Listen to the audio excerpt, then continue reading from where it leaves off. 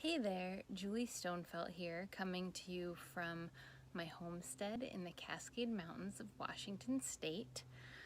I'm excited to share with you my territorial seed delivery. Now, I first started a video that was my entire delivery, but the video was just too long. Nobody, I don't think, wants to watch the whole thing because, frankly, here's my secret. I ordered too many seeds. Now, I feel like that's a very well-known secret among most gardeners. We just kind of keep it to ourselves, but I did it. And I think that it's easy to do because you look at those beautiful pictures in a catalog or on a website and the seeds of possibility are just too tempting. But today I'm going to just share with you one particular seed I ordered. And I've never grown this before. I'm excited to try it. And it's a groundhog Daikon radish. This is a 1 pound bag. And I'm not growing this to eat. I'm growing this as a cover crop. And I know some of you have told me that you have clay soils and you're wondering what you can do to kind of enhance them.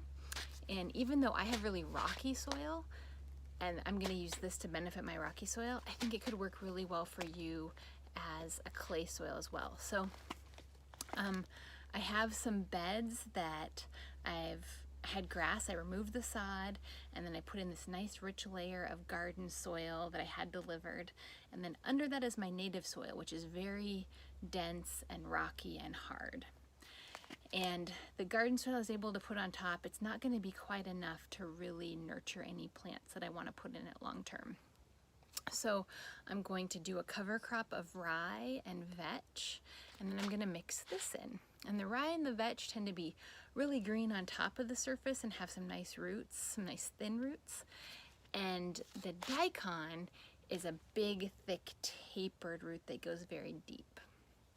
So a daikon is a Japanese radish, and they can be grown for eating, and I've heard of people eating these before, but I'm really growing it so that those big, deep, tapered roots are gonna kind of break through my dense native soil and help draw in some of the nutrients from the cover crop that's gonna bring in nutrients in green manures, and from my top, just like perfectly beautiful garden soil, and start to mix it in and create a thicker, richer bed.